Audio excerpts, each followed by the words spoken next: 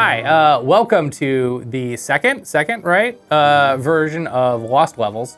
And today we're actually not going to look at specifically one level, but we're actually going to look at a bunch of exciting little action paths that Asif worked on, spread throughout the hub, and also the metrics test level that you built kind of early in production as your first level, First right? thing I was doing, yeah. Yeah. Just to make sure I wouldn't totally destroy anything else actually that people were really working on. A safe little section. Exactly. Yeah. But very important, actually. Like I think a lot of the time we don't see the metrics white boxes. That's not something we normally ship with games, but it's really important to figuring out how to create fun gameplay. So I'm really excited to look at Asif's white box in a second. But before that, I do want to kind of look at where we were at the very beginning of the project in our first playable. So Ryan had worked on some stuff, and I think that it may have been shown in some of the early backer videos.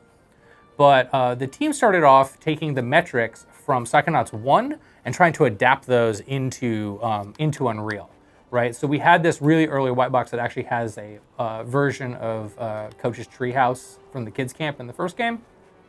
And just very basic things, just like, oh yeah, you can go over here and you can double jump and land on your feet, versus here where you can like double jump and you go to a grab. So just kind of figuring all this stuff out and trying to be like, well, how does Raz move? How does Raz's movement from the first game, which was in its own engine, not Unreal, working in Unreal Engine 4?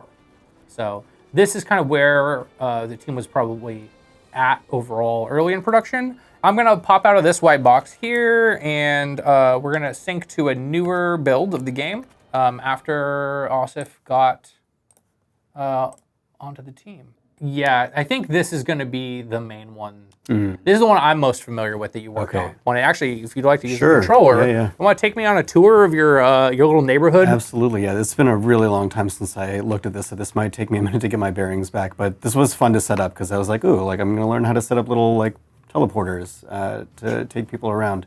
Let me check. Okay, actually, I'm going to start with this real fast because this is something that like I remember thinking, I was like, man, I wish like we had a space like this in the game, but I don't think we ever ended up with.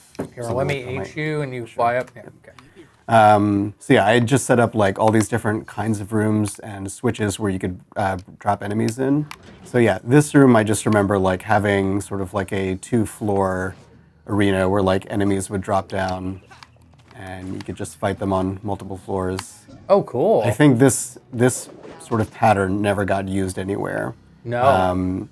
It's weird. I think the thing that ended up getting used the most in this was like the absolute simplest room possible, just as like a space that people could immediately run to and just like wail on some enemies. So if I just come back here, there's like this ultra basic space right here where you can just fight some people.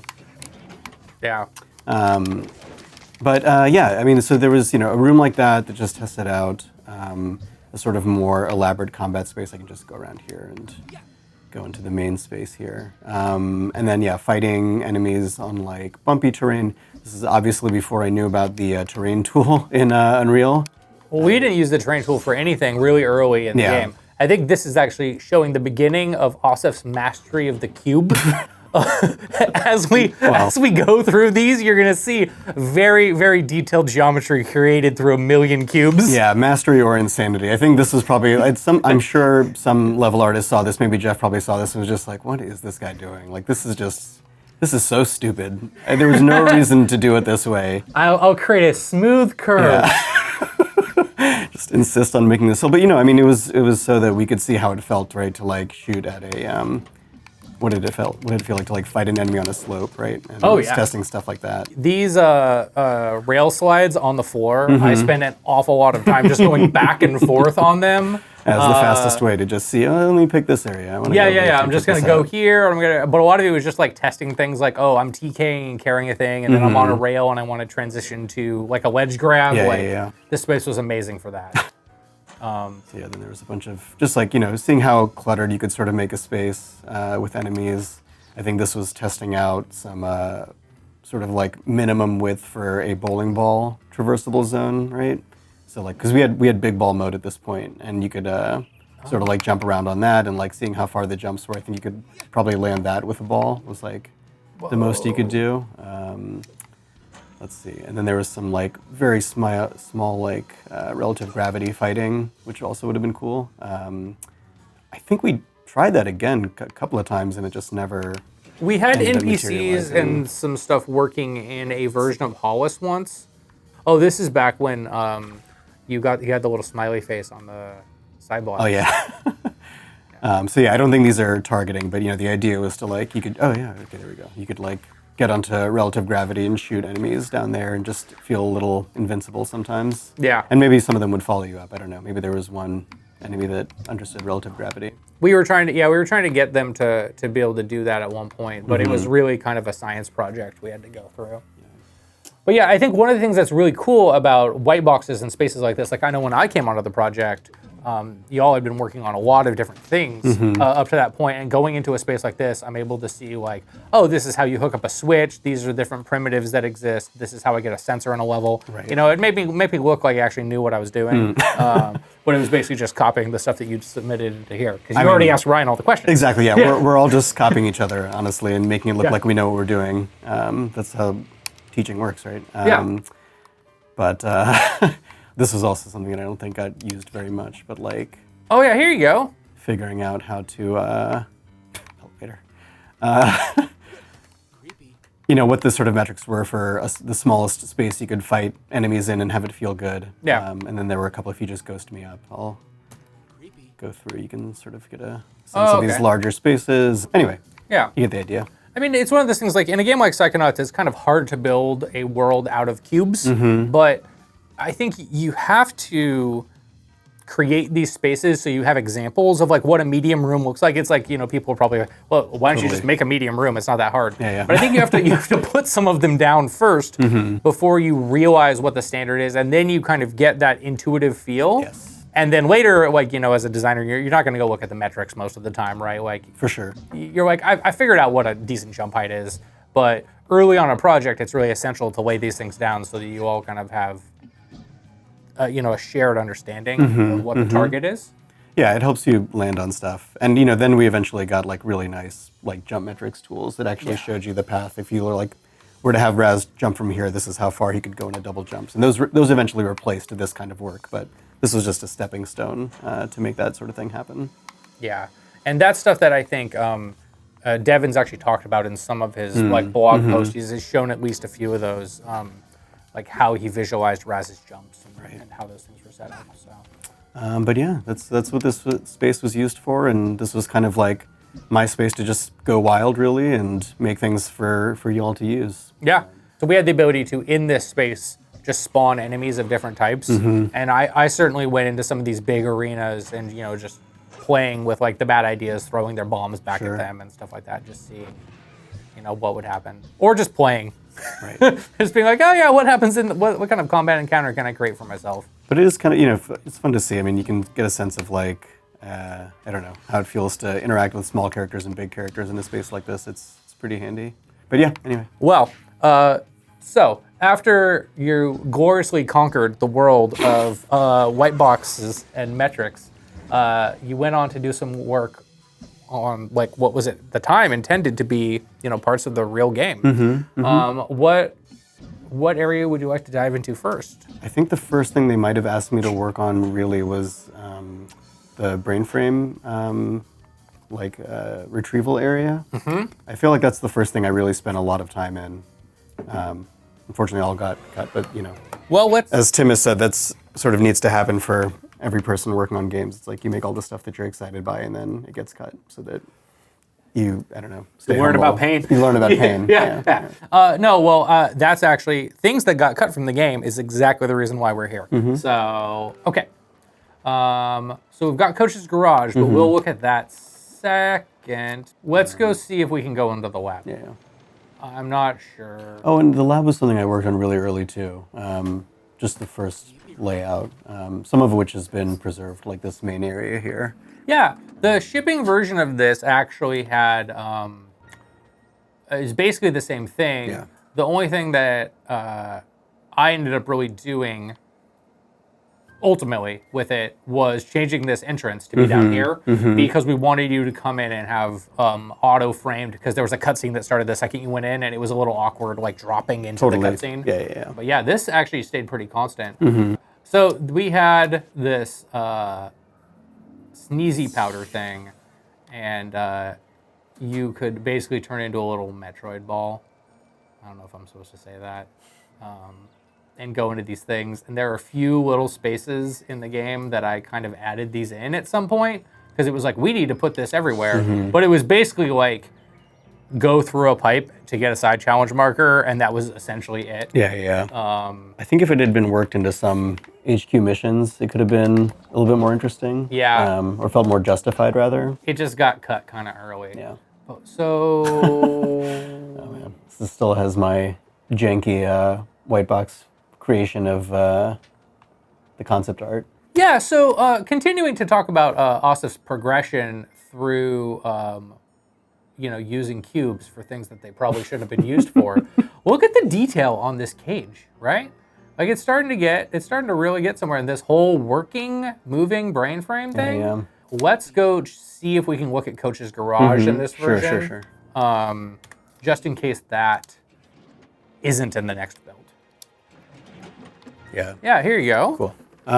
This was actually a space that I really had like some of the most fun working on, because it was like relatively small compared to the other things I was working on, but also like a lot of things were a little bit more themed. And I think the direction at that time was we wanted to have kind of every space that you visited, every major space, like have some action pads so that it felt like you could just like wander off and explore in little interesting places. But this ultimately, there's this whole thing with Coach having a mech and launching out of this pad down here. That's what the space was originally needed for. Yeah. But then all this other stuff just like blew up around it, and it's probably for the best that it got cut. Like no artist needed to go through and like worry about all this. Well, what are some of these other things? I see some airplanes over there and stuff that. So that was like a little bit of a throwback to Coach's brain in the first level. So I wanted some of his little like sort of machine props to be here. I'm trying to remember how you actually get up there.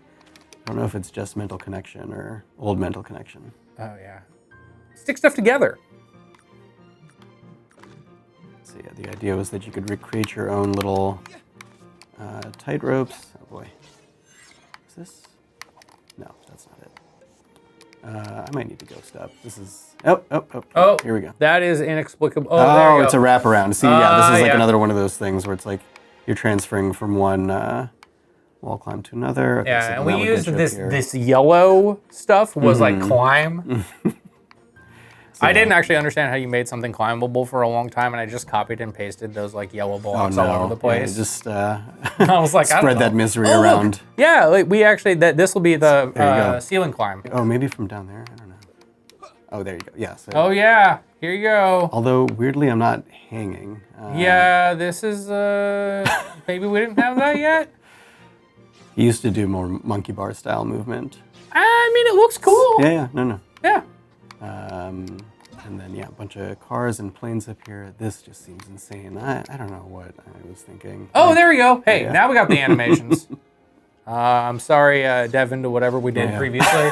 I'm sure it was some level designer nonsense. Yeah. I mean, I think your first instinct is just to like guitar solo, as people often like to call it, was just having like 5 million pads, every kind of move, and make some things stupidly difficult when you don't need to do that at all. And this is a perfect test case of that, or example of that. Yeah, the first professional level I ever shipped was like one of the last levels in Dead Space 2, and they were like, oh yeah, all the enemies are available to you, and so I was like, so that means I should put every different enemy in the game in there, right? And now I look at it and it's a little embarrassing. Yeah. I'm like, oh boy. I think for whatever reason, I guess Coach had a trapeze in here. Sure. Yeah. I mean, this is a direct callback to Coach's brain, doing the trapeze and landing on a plane and all that stuff. Yeah. I should have put it. Oh, actually, I did put it on as part of the. Underbelly of the plane. Okay. So, because in the first level in basic braining, there's the swinging on. Yep. Yeah, exactly. Yep. The landing gear, I guess. And this is just I think this is really indicative of a lot of the stuff that we had in the game at this point, where it was just like every corner, everywhere, just had a million action paths, kind of all interconnected, and they did kind of have the feel of like somebody being like, I'm making my white box where I just try out things that are fun. Yeah. And spaces like this, like you say, it's relatively small, but like as a player that doesn't know what you're doing and with story and everything, you could easily spend like 15 minutes or more wandering around in this space. And they all started becoming like these little mini levels, right? Like this is like, we were trying to make the forward brains really small, and it's like, we've now made this one room into like 1/4 of a forward level. Yeah. And that's where the game's just size started ballooning. For sure. You almost can't help it in a certain way just because like Raz could move so far with like the most basic moves that like everything just got stretched out because of that. What are all these glass things down here? Is there a way to get underneath it? Yeah. I think this was just meant to be sort of like a showing more of his junk down there. Well, that sounds terrible. More of his like mechanical trash. Let me put it that way. Just stuff you couldn't access, but that made the space feel like it had more life to it and more lived in. Yeah. Because he was supposed to be sort of like their main mechanic-y sort of person for this sort of like harder, less gadgety, more travel stuff, right? Junk, as I've clearly helpfully described here. But cool. I missed the space, and this would have been a fun spot to see Coach and Sam interact, because this was supposed to be their sort of domain, and she was going to be helping him out with various tasks. Because she was the intern, and in the shipping game, she's the intern for Coach, and he's basically like, what's an intern? Or what's a mentee? This is before the QA had been built out really at all, so like we hadn't come up with the idea of having a lot of the interns kind of hanging out over there to fill out that space. So that was Coach's garage. All right, well, I'm gonna bust out of here, and we're gonna travel into the future yet again. Did you and Jeff already talk about the old HQ interior? I know you said you looked at the first hub, but that's a future episode. Okay. Yeah, and you'll be rejoining us for that if possible, because it's gonna be like a public caning. I'm just gonna get my lashes for all the madness that I put in there. Listen, you laid the foundation down, and then I spent 4 or 5 months cleaning it up, and then Jeff put art on it because we thought we were going to ship the game. People may remember we put out that trailer that said that it was going to ship in 2018 or 2019 or something like that. It's like what you saw in the test level. I was like, surely everyone must just make these things by putting thousands of cubes everywhere, right? That's how it's done. That's not how it's done. It was. I will admit, it was very hard to move a wall. Yeah, you were like, this wall has 1,000 pieces.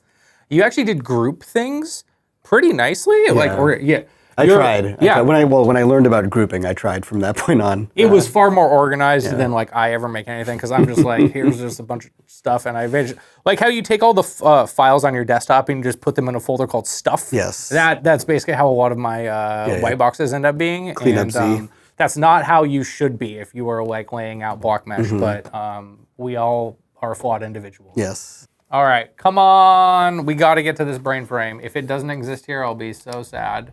Is this going to get us in there? Well, that's where you jump out when you finish the... Finish the thing. Hey, look at there it is. Okay. All right, lead us. Okay, I haven't played this in many years, so I'm probably going to make some mistakes. But you're going to find this cool sort of maintenance area after the little brain claw gets stalled back here. Unclaimed brains are protected by advanced security measures, aka 5 million puzzles and interactions to satisfy my own, just to be super self-indulgent. And so there's the arm there. And then, I'm trying to remember what happens if you... Okay, does this... I think this rotates these things. Some little track switching happening here, and this gets it moving along. I really did like this idea of having all these sort of racked brain servers that were sort of getting pulled in and out as the little claws were selecting them based off of what you needed. And that would allow you to do all this timed platforming here. This is back when we had Gale Forces, which I can't even remember. Did we end up using them at all? They were meant to like prohibit the player from moving forward, so you can't stomp this thing and get this to move forward. So you have to, let's see. Oh, this has a pull switch. Oh. So I think you Y up there and then yeah, drop. Yeah. Yep. Yeah. So then this is an example of a dangerously floored pull switch that I don't think is dangerous anymore. This first one, yeah. So that would like slide that thing down. Let's release that. Oh wait, did I just mess it up? Oh, okay, yeah. Yeah. So that's blocking that fan now, and that allows this to continue moving forward. And then this was, dropping down onto a rail where you'd see like this sort of like series of brains moving around like they do on a like at a dry cleaners almost, right? Yeah. So yeah, this was really I was just learning a bunch of new stuff, and I was like, oh, cool, like this is a fun place to put something like this. We just had like telegraphs on spikes. Yep. Got in at this point, so I was like trying to create like several million different states for like, okay, this is like about to activate, and here, so. Yeah. And we actually had to do this whole thing where they were like, you could group them together, and they would create like a damage hazard group for the trigger, so you didn't get damaged multiple times. Oh, see, that was it just got terrible on my part. No. I'll just age up. Oh, H. There you go. Oh. Okay, there we go. So yeah, again, this is another one of those things where like this thing prevents you from getting to that button and moving the robot arm forward. That was probably the most like challenging. Like this was the most like designy thing I had to do so far in the game at this point. It was like making sure that this robotic arm was always in view every time you were looking at one of these buttons, so you knew sort of where it was in the space and like how much farther you needed to go to get it to the other side of the room. Yeah. And you're dealing with a pretty kind of classic environment design problem here, because you have this idea where you want to have the this is conveyor belts. This is so stupid. Oh no, that's cool, that's cool. But yeah, but like you have this thing following a track, but you can't rail grind on that track, right? Right. Sorry, I don't know why I can't no say that word. But. And I say stupid with great affection. Like I just mean it's just like it's really just throwing every possible tool in the mix here. So this is the sort of timed switch pull that I was talking about. See, I think this is cool. This is relatively safe. I think there was one in Compton that just like repeatedly did not survive contact with other people's feedback, and we just got rid of it. Yeah. It was on the pork chopper. All right, so now you've done that. And now that fan's blocked, so you can move this forward. And now, this is me trying to remember what to do next. Yeah. See, this is one of those things that's tricky, right? Like as a player, you look forward here, and you're like, oh, I want to jump on that. Exactly. Which I think actually was some of the feedback that I received. Now that you're saying that, it sounds like. What's that platform there? There we go. Oh, you know what? That's right. This thing. Oh, you have to mental connection across. Yeah. Okay. See, I've forgotten that. Like. Well, it's not how these things exist for this reason. Yes. Okay. So. You're being very brave playing through all this right now, because like I just H'd my way through the quarry. Yeah. I mean, this certainly gets the feeling of like precarity and stuff like that we were looking for at that time, because you're getting higher and higher. But like if people just think about this in the context of the whole game, it was one of those things of like you just need to get this brain, and that's going to unlock Helmet, and so you find your way to Otto's lab. No. You find your way to Otto's lab, and it's like, do I want to start this, like do all this in order to get the brain? Because we also wanted to have the Brainframe where you could get in and everything like that. It's a lot of work, right, to unlock the next level, right? Yeah. From a pacing standpoint, it was like completely off, but you get the idea. Anyway, so this is a disaster. I wonder why it's not. It's fine. It's fine. But it must be that you need to pull it and then be and wait. right before it. Yeah. Just grab onto it and then we'll debug. Okay.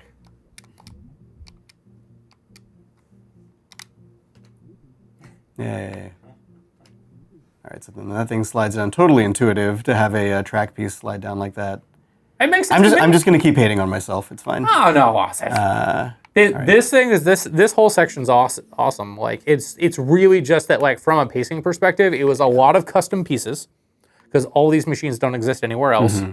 and we didn't necessarily need it from a story standpoint. Yeah. Right. And then you get to play a little UFO game for like a second. Oh, we didn't get to. I thought there was some time. I swear that there was like a return. I think there was, but yeah, you would like Yeah. pop out of the top thing and like slide down with the Very the triumphantly. robotic arm. Yeah, you'd be like Yeah. riding it and like being very razzy. With Yeah. it, but, He's like, I did it. yeah. Oh, a fishing space. Yeah. Oh boy, even better fishing space, man. We really just. That might be my doing. I don't know. It's just Oh. like the cool little gallery of stuff. This was a shop where you turned in ideas that you would fish out of people's heads. Right. I believe, and you could buy things with ideas as a separate currency. I think. I love how many times this skull got used. It's Oh, something yeah, that the like alien skull? Yeah, the alien skull. Yeah. It's one of the first like decorative props that was made available, and we just kind of put it everywhere. Yeah. Oh. Hold it. So in HQIN, you had like a weird secret, like with all the danger floors and stuff. yeah. Where was that? That was behind the bowling alley. There was a Okay. thing where if you got time bubble, you could slow down the thing that like brushed all the pins back. Let's go over there because I Yeah. think thematically that actually kind of aligns with some of the. We're not going to talk. We're just ignore Yeah, everything don't look else at that you're this, yeah. seeing. Everybody, we'll look at this later. But Yeah, so that was a little. Yeah, exactly. is it over here? Clone door? Oh, it was a clone door. Okay, Yeah, yeah. So yeah. it wasn't time bubble for that. Yeah. So then that would take you back into this. Does this work? Yeah. Okay. Yes. Well, something just happened.